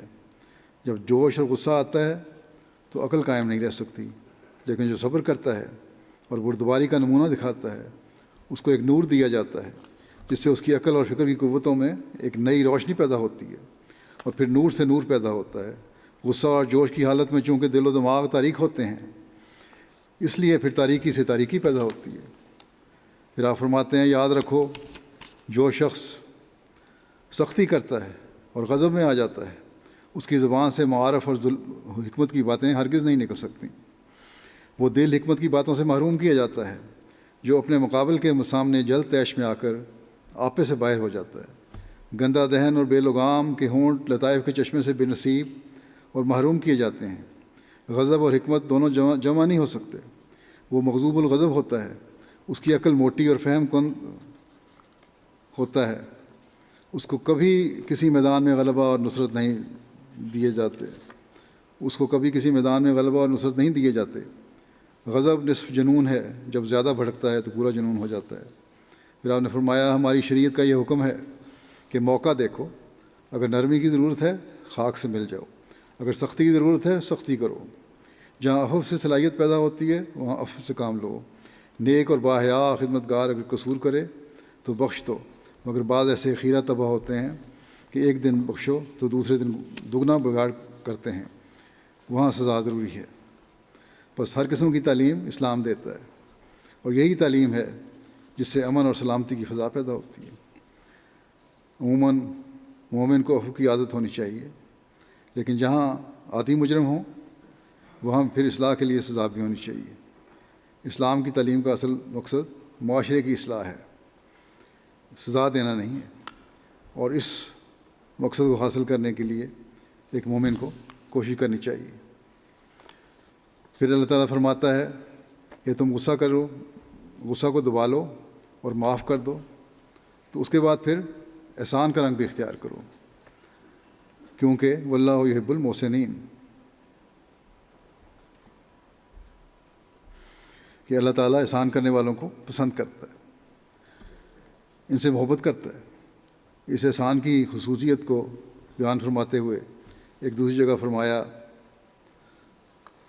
کہ ان اللہ یامر بالعدل والاحسان وایتاء ذی القربی، یعنی اللہ عدل کا اور احسان کا اور اقربا پر کی جانے والی عطا کی طرح عطا کا حکم دیتا ہے۔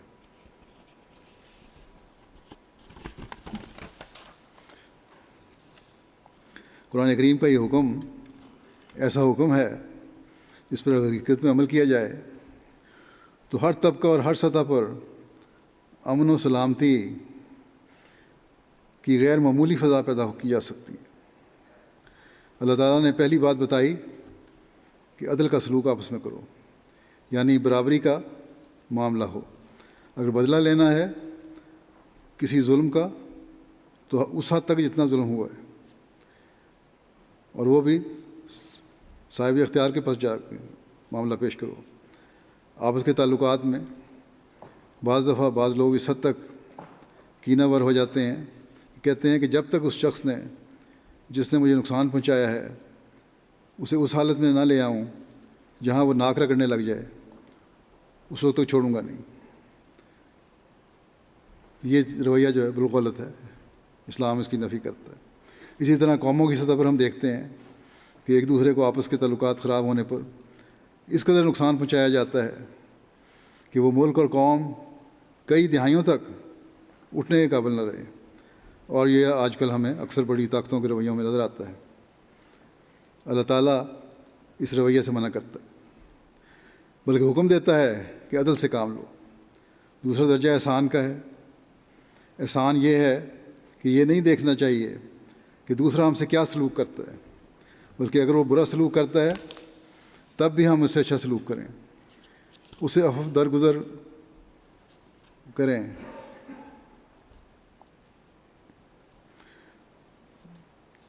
اس بات میں عفو بھی آ جاتا ہے، درگزر بھی آ جاتی ہے، مدد، غریب کی مدد بھی آ جاتی ہے، صدقہ و خیرات بھی ہے، اور سب نیکیاں ہیں جو ذاتی بھی ہیں اور قومی بھی ہیں، وہ سب اس میں شامل ہیں۔ پھر فرمایا کہ احسان سے بڑھ کر بھی ایک چیز ہے، وہ ہے ایتاء ذی القربیٰ، جس کا مطلب یہ ہے کہ بنی نوع سے ایسا سلوک کرو جیسا ایک رشتہ دار دوسرے رشتہ دار سے کرتا ہے۔ اس سلوک سے مراد احسان سے بڑھ کر سلوک ہے، ورنہ اسے علیحدہ بیان کرنے کی ضرورت نہیں تھی۔ اس سے مراد طبی محبت کے تعلق کا سلوک ہے، جس میں بدلے میں کچھ لینے کا خیال نہ ہو۔ احسان کرتے ہوئے بعض ذاتی اغراض بیچ میں آ جاتی ہیں، چاہے اتنی ہی بات دل میں آ جائے کہ اس حسن سلوک سے اس بندے کے میرے سے اچھے تعلقات ہو جائیں گے، اس سے حسن سلوک کروں۔ لیکن ایتاء ذی القربیٰ وہ سلوک ہے جو ماں کا اپنے بچے سے ہوتا ہے، جس میں ماں کسی بدلے کے حاصل کرنے کے لیے بچے کو پیار اور پرورش اور حسن سلوک نہیں کر رہی ہے، بلکہ ایک طبی محبت ہے جو اسے مجبور کرتی ہے کہ وہ اپنے بچے سے بے غرض محبت کرے۔ بس اللہ تعالیٰ فرماتا ہے کہ ایک دوسرے کے لیے ایسی محبت پیدا کرو، وہ مقام حاصل کرو جو تمہارے اندر لینے سے زیادہ دینے کا خیال آئے، یہ جذبہ پیدا ہو، سب بنی نوع تمہیں اپنے بچے نظر آئیں، ایک دوسرے کی خدمت کا ایک جوش ہو۔ بس جب ایسے سلوک ہوں اور یہ ماحول ہو تو وہ کتنا خوبصورت اور پرامن اور سلامتی والا معاشرہ ہوگا۔ کاش کہ مسلمان ہی اس اصول کو سمجھ جائیں۔ حضرت مسیح علیہ الصلوۃ والسلام نے اس بات کو خدا تعالیٰ کے حوالے سے بھی بیان فرمایا ہے اور بندوں کے حوالے سے بھی بیان فرمایا ہے۔ ایک جگہ حضرت مسیح علیہ السلام فرماتے ہیں، نیکی یہ ہے کہ خدا سے پاک تعلقات قائم کیے جاویں اور اس کی محبت ذاتی رگ و ریشہ میں سرایت کر جاوے، جیسے خدا تعالیٰ فرماتا ہے، ان اللہ یامر بالعدل والاحسان وایتاء ذی القربیٰ۔ خدا کے ساتھ عدل یہ ہے کہ اس کی نعمتوں کو یاد کر کے اس کی فرمانبرداری کرو اور کسی کو اس کا شریک نہ ٹھہراؤ اور اسے پہچانو۔ اس پر ترقی کرنا چاہو تو درجہ احسان کا ہے، اور وہ یہ کہ اس کی ذات پر ایسا یقین کر لینا کہ گویا اس کو دیکھ رہا ہے، اور جن لوگوں نے تم سے سلوک نہیں کیا ان سے سلوک کرنا، اور اس سے بڑھ کر سلوک چاہو تو ایک اور درجہ نیکی کا یہ ہے کہ خدا کی محبت طبی محبت سے کرو، نہ بہشت کی طمع نہ دوزخ کا خوف ہو، بلکہ اگر فرض کیا جاوے کہ نہ بہشت ہے نہ دوزخ ہے تب بھی جوش، محبت اور اطاعت میں فرق نہ آوے۔ ایسی محبت جب خدا تعالیٰ سے ہو تو اس میں کشش پیدا ہو جاتی ہے اور کوئی فطور واقعہ نہیں ہوتا۔ پھر فرمایا، اور مخلوق خدا سے ایسے پیش آؤ کہ گویا تم ان کے حقیقی رشتہ دار ہو۔ یہ درجہ سب سے بڑھ کر ہے، کیونکہ احسان میں ایک مادہ خود نمائی کا ہوتا ہے، اور اگر کوئی احسان فراموشی کرتا ہے تو محسن جھٹ کے اٹھتا ہے کہ میں نے تیرے ساتھ فلاں احسان کیے، لیکن طبی محبت جو کہ ماں کو بچے کے ساتھ ہوتی ہے، اس میں کوئی خود نمائی نہیں ہوتی، بلکہ اگر ایک بادشاہ ماں کو یہ حکم دے کہ تو اس بچے کو اگر مار بھی ڈالے تو تجھ سے کوئی بات پرس نہیں ہوگی، تو وہ کبھی بھی یہ بات سننے گوارا نہ کرے گی، اور اس بادشاہ کو گالی دے گی، حالانکہ اسے علم بھی ہو کہ اس کے جوان ہونے تک میں نے مر جانا ہے، یعنی بچے کے جوان ہونے تک، مگر پھر بھی محبت ذاتی کی وجہ سے وہ بچے کی پرورش کو ترک نہ کرے گی۔ اکثر دفعہ ماں باپ بوڑھے ہوتے ہیں اور ان کو اولاد ہوتی ہے تو ان کی کوئی امید بظاہر اولاد سے فائدہ اٹھانے کی نہیں ہوتی، لیکن باوجود اس کے پھر بھی وہ اس سے محبت اور پرورش کرتے ہیں۔ یہ ایک طبی امر ہوتا ہے جو محبت اس درجہ تک پہنچ جاوے اسی کا اشارہ اطاعت ذی القربہ میں کیا گیا ہے کہ اس قسم کی محبت خدا کے ساتھ ہونی چاہیے، نہ مراتب کی خواہش، نہ ذلت کا ڈر۔ پھر آپ نے فرمایا اخلاق دو قسم کے ہوتے ہیں، ایک تو وہ ہیں جو آج کل کے نو تعلیم یافتہ پیش کرتے ہیں کہ ملاقات وغیرہ میں زبان سے چاپلوسی اور مداحنہ پیش آتے ہیں، مداحنہ سے پیش آتے ہیں، اور دلوں میں نفاق اور کینہ بھرا ہوا ہوتا ہے۔ یہ اخلاق قرآن شریف کے خلاف ہیں۔ دوسری قسم اخلاق کی یہ ہے کہ سچی ہمدردی کرے، دل میں نفاق نہ ہو اور چاپلوسی اور مداحنہ وغیرہ سے کام نہ لے، جیسے خدا تعالیٰ فرماتا ہے ان اللہ یامر بالعدل والاحسان و ایتاء ذی القربہ۔ تو یہ کامل طریق ہے، اور ہر ایک کامل طریق اور ہدایت خدا کے کلام میں موجود ہے۔ جو اس سے روگردانی کرتے ہیں وہ اور جگہ ہدایت نہیں پا سکتے۔ اچھی تعلیم اپنی اثر اندازی کے لیے دل کی پاکیزگی چاہتی ہے۔ جو لوگ اس سے دور ہیں، اگر عمیق نظر سے ان کو دیکھو گے تو ان میں ضرور گند نظر آئے گا۔ زندگی کا اعتبار نہیں، آپ نے فرمایا زندگی کا اعتبار نہیں ہے، اس لیے نماز میں اور صدق و صفا میں ترقی کرو، اپنی باتوں میں بھی ترقی کرو اور اپنی سچائی کے معیاروں کو بھی بلند کرو، اپنے آپس کے تعلقات کو بھی ٹھیک کرو۔ اللہ تعالیٰ ہمیں حضرت اقدس مسیح موعود علیہ السلام کے ماننے کے بعد اسلام کی حقیقی تعلیم پر عمل کرتے ہوئے دنیا کے لیے اپنے ہر عمل میں نمونہ قائم کرنے کی توفیق عطا فرمائے۔ امن کے حوالے سے جو بعض باتیں میں نے بیان کی ہیں، ان پر ہم لوگ خود حقیقی رنگ میں عمل کرنے والے ہوں، اور اس کے علاوہ جو باقی باتیں ہیں ان پر بھی، اور پھر دنیا کو اس سے آگاہ کریں تاکہ دنیا جو اپنے خود غرضانہ مفادات کے حصول کی وجہ سے تباہی کے گڑھے کی طرف جا رہی ہے، اس حقیقت کو سمجھے کہ حقیقی امن خدا تعالیٰ کے حکموں پر چل کر ہی قائم ہو سکتا ہے، اور کوئی دنیاوی نظام اس کے پائیدار قیام میں مددگار نہیں ہو سکتا امن کے نظام میں۔ بس یہ بہت بڑی ذمہ داری ہے ہر احمدی کی۔ اللہ تعالیٰ ہمیں اس پر عمل کرنے کی توفیق دے۔ جلسے کی برکات کو بھی شاملین ساتھ لے کر جانے والے ہوں۔ دنیا میں ہر جگہ اس جلسے کے پروگرام کو سننے والے ایک جوش و جذبہ اندر پیدا کرنے والے ہوں، اور اپنے علاقوں میں اسلام کی پاک تعلیم کی روشنی میں ایک انقلاب پیدا کرنے والے بن جائیں۔ سب شاملین کو اللہ تعالیٰ خیریت سے اپنے گھروں کو لے کے جائے۔ قادیان میں جو آئے ہوئے ہیں وہ بھی، جو افریقہ میں گنی بساؤ میں ہیں وہ بھی، اور کوئی کہیں بھی اگر جلسے ہو رہے ہیں تو وہاں بھی اللہ تعالیٰ سب کو اپنی حفاظت میں رکھے۔ ہم دعا کریں گے۔ دعا میں خاص طور پر یہ دعا کریں کہ اللہ تعالیٰ جماعت کو بھی ہر شر سے محفوظ رکھے، اور ہمیں حقیقی رنگ میں وہ حق ادا کرنے کی توفیق عطا فرمائے جو ایک بیعت کا حق ہے، حضرت مسیح علیہ السلام نے جو ہم سے توقع کی ہے۔ اب دعا کر لیں۔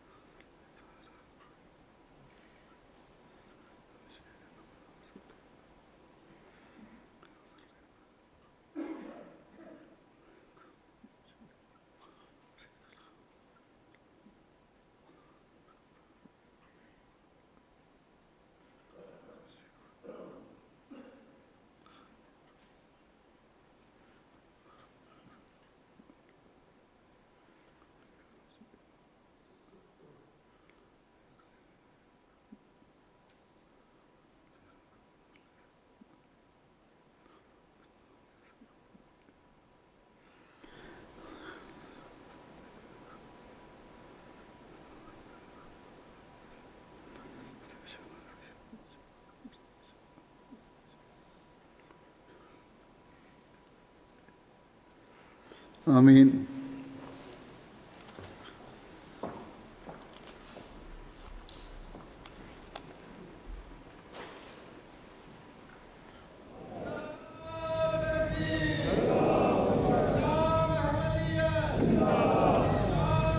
ایک منٹ ذرا ایک اعلان بھی ہے.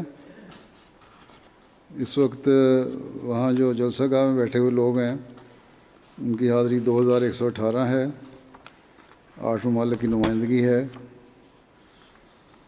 اس کے علاوہ بھی لوگ مختلف جگہوں پر وہاں بیٹھے ہوئے جلسہ سن رہے ہیں جن کی تعداد کافی ہے. کل تعداد وہاں قادیان میں جلسہ سننے والوں کی شاید 6000 سے زیادہ ہی ہوگی. یہ ہے حاضری کی رپورٹ. ہاں آپ جو نظمیں پڑھنی ہیں لڑکوں نے وہ پڑھ لیں جلدی سے.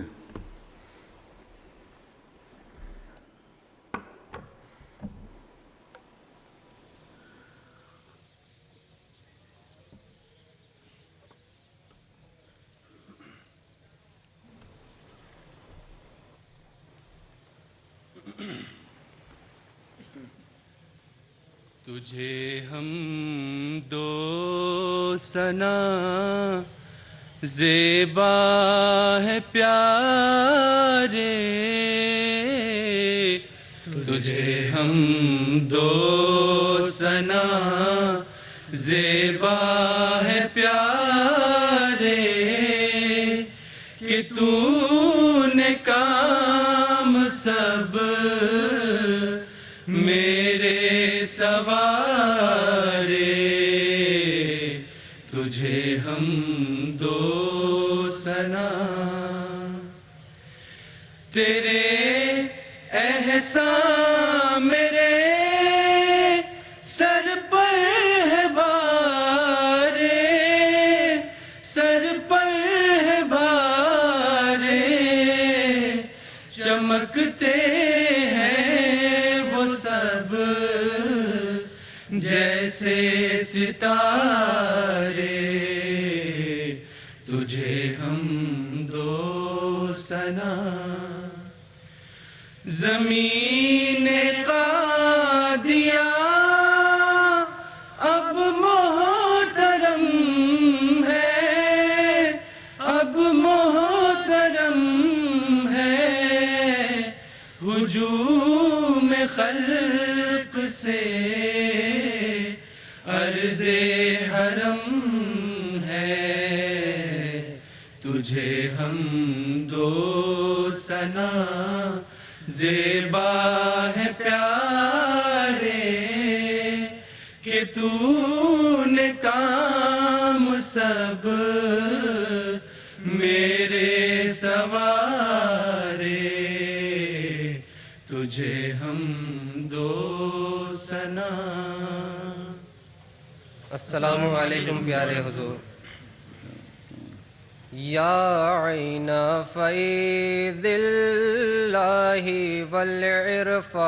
والعرفان یسعی الیک الخلق کالظمآن،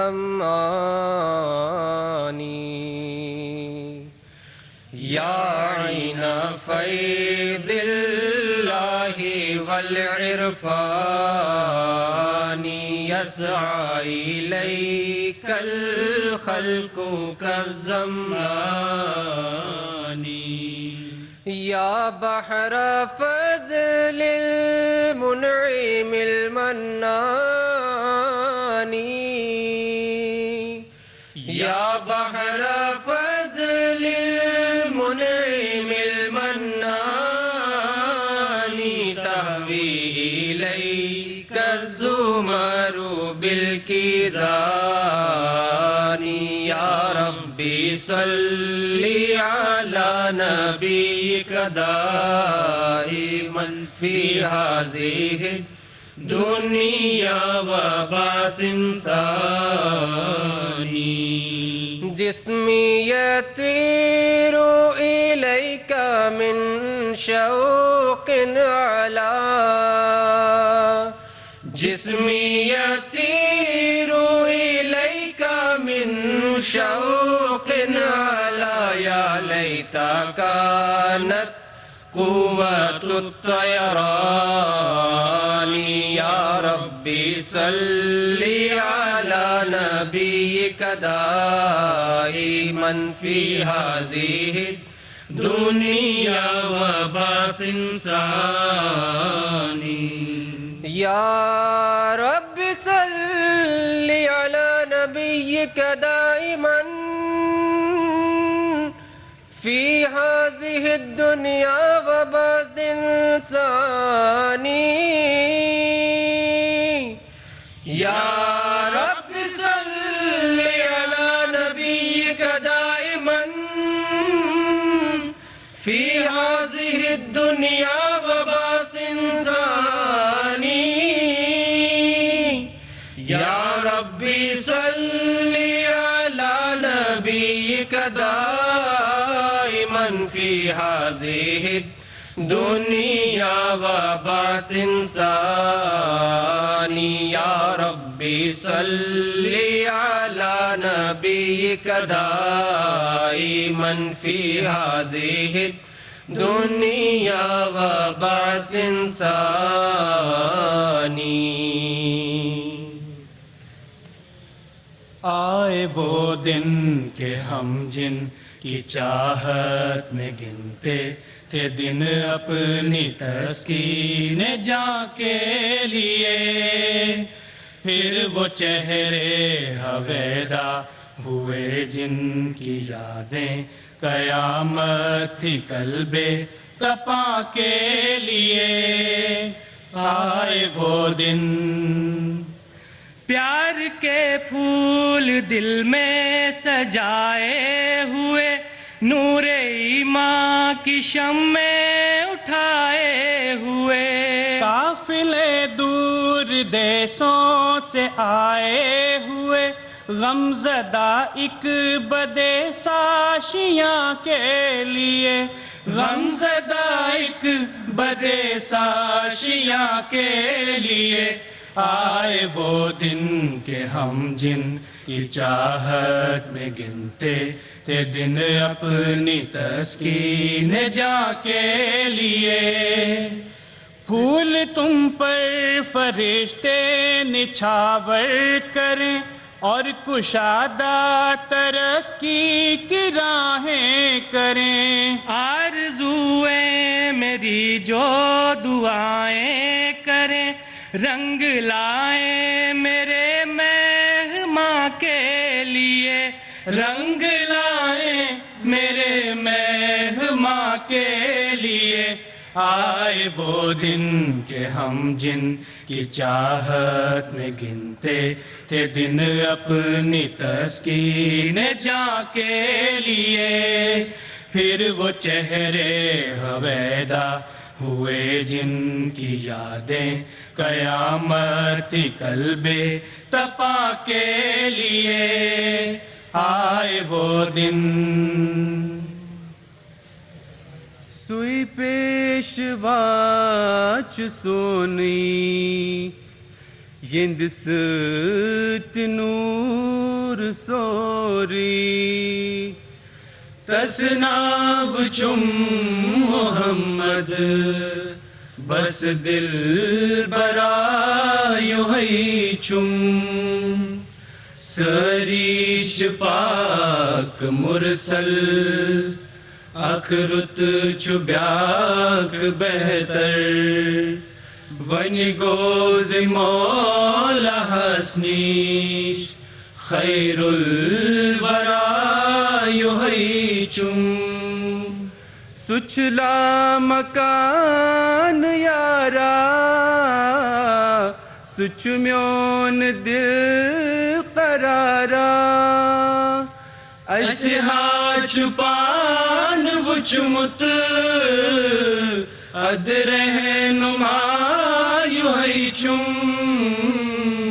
از بادشاہ چو دینک سچ تاج مرسلن ہن، سو امین سوئی چو طیب تم سن سنایو ہے چم، تت نور سے فدا چھس تس سند بچھس سپد مت سچ سوئی بچیز کیا چھس بس فاصلہ یو ہے چم تس ناو چم محمد بس دل برا یو ہے چم تس ناو چم محمد بس دل برا یو ہے چم. السلام علیکم ورحمۃ اللہ وبرکاتہ. بدرگاہ ذیشان خیر الانام شفیع الورا مرجع خاص و عام بسد جز و منت بسد احترام یہ کرتا ہے عرض آپ کا ایک غلام کہ اے شاہ کونین عالی مقام کہ اے شاہ کونین عالی مقام علیک الصلاۃ علیک السلام علیک الصلاۃ علیک السلام. حسینان عالم ہوئے شرمگی جو دیکھا وہ حسن وہ نور جبی پھر اس پر وہ اخلاق اکمل تری کہ دشمن بھی کہنے لگے آفری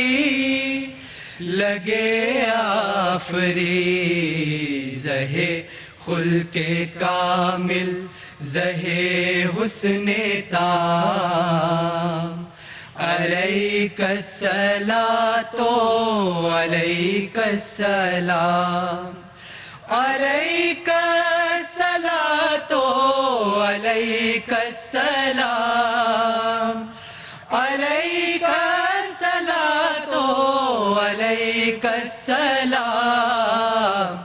علیک الصلاۃ علیک السلام علیک الصلاۃ علیک السلام.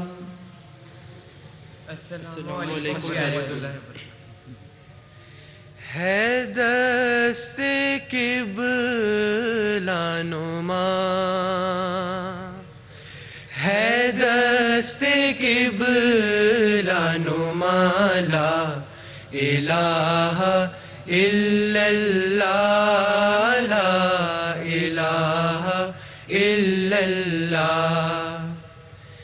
ہے درد دل کی دوا ہے درد دل کی دوا لا الہ الا اللہ لا الہ الا اللہ.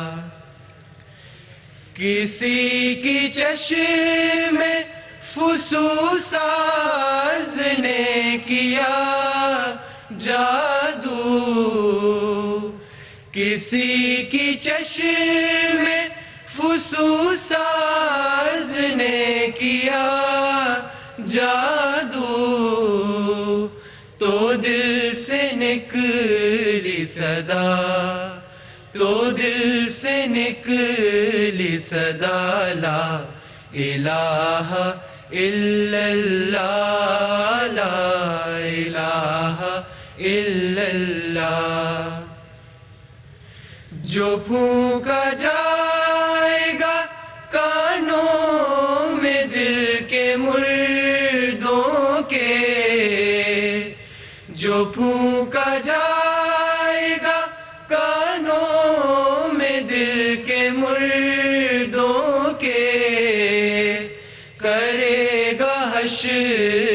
بپا کرے گا حشر بپا لا الہ الا اللہ لا الہ الا اللہ لا الہ الا اللہ لا الہ الا اللہ. یہ روز کر مبارک سبحان میرانی، یہ روز کر مبارک سبحان میرانی، کیوں کر ہو شکر تیرا، تیرا ہے جو ہے میرا، تو نے ہر ایک کرم سے گھر بھر دیا ہے میرا. جب تیرا نور آیا جاتا رہا اندھیرا، یہ روز کر مبارک سبحان میرانی، یہ روز کر مبارک سبحان میرانی. احباب سارے آئے تو نے یہ دن دکھائے، تیرے کرم نے پیارے یہ مہرباں بلائے. مہمان جو کر کے الفت آئے بصد محبت، دل کو ہوئی ہے فرحت اور جان کو میری راحت. پر دل کو پہنچے غم جب یاد آئے وقت رخصت، یہ روز کر مبارک سبحان میرانی، یہ روز کر مبارک سبحان میرانی، یہ روز کر مبارک سبحان میرانی، یہ روز کر مبارک سبحان میرانی، یہ روز کر مبارک سبحان میرانی، سبحان میرانی. آگے بڑھتے رہو دم بدم دوستو، دیکھو رکنے نہ پائیں قدم دوستو. آگے بڑھتے رہو دم بدم دوستو، دیکھو رکنے نہ پائیں قدم دوستو. جو خلافت کے دامن کو تھامے رہے، رحمتوں کی کبائیں بھی پا جائیں گے. اس کی رسی کو مضبوط پکڑیں گے جو، نصرتوں کی ردائیں بھی پا جائیں گے. نصرتوں کی ردائیں بھی پا جائیں گے. ہے اسی کا یہ فضل و کرم دوستو، آگے بڑھتے رہو دم بدم دوستو. آگے بڑھتے رہو دم بدم دوستو، دیکھو رکنے نہ پائیں قدم دوستو. ایک خدا کا چنیدہ کڑے وقت میں، دل فگاروں کو پھر تھامنے آ گیا. روپ جس کا نگاہوں سے اوجھل رہا، ایک نئے روپ میں سامنے آ گیا. ایک نئے روپ میں سامنے آ گیا. اب ہے سب میں وہی محترم دوستو، آگے بڑھتے رہو دم بدم دوستو. آگے بڑھتے رہو دم بدم دوستو، دیکھو رکنے نہ پائیں قدم دوستو۔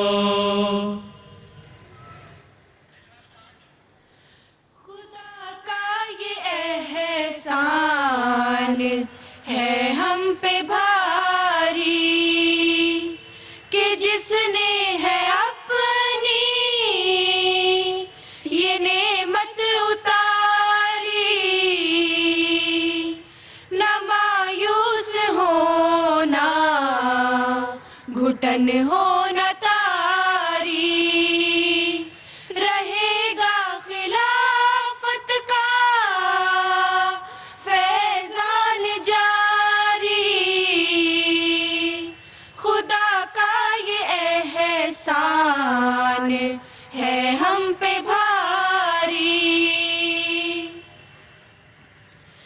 نبوت کے ہاتھوں جو پودا لگا ہے، خلافت کے سائے میں پھولا پھلا ہے، خلافت کے سائے میں پھولا پھلا ہے، یہ کرتی ہے اس باغ کی آبیاری، رہے گا خلافت کا فیضان جاری، خدا کا یہ احسان ہے ہم پہ بھاری۔ خلافت سے کوئی بھی ٹکر جو لے گا، وہ ذلت کی گہرائی میں جا گرے گا، وہ ذلت کی گہرائی میں جا گرے گا، خدا کی یہ سنت ازل سے ہے جاری، رہے گا خلافت کا فیضان جاری، خدا کا یہ احسان ہے ہم پہ بھاری۔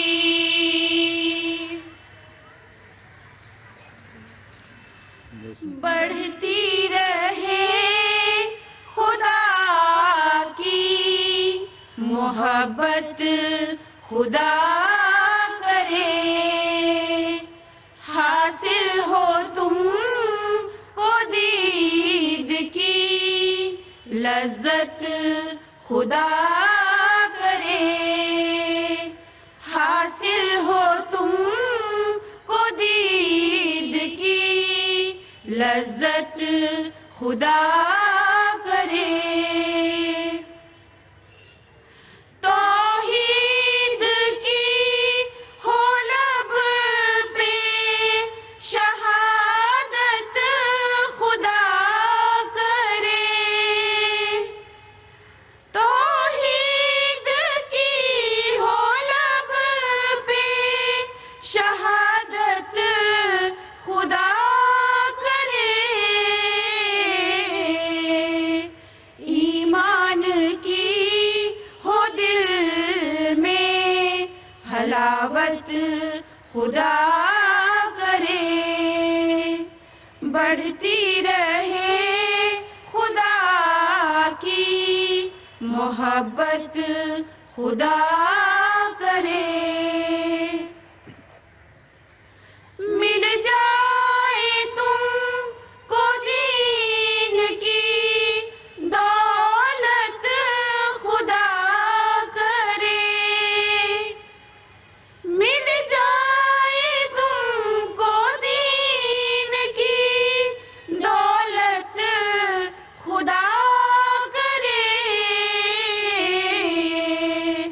چمکے فلک پہ تارے قسمت، خدا کرے بڑھتی رہے خدا کی محبت، محبت خدا کرے، حاصل ہو تم کو دید کی لذت خدا کرے، حاصل ہو تم کو دید کی لذت خدا کرے۔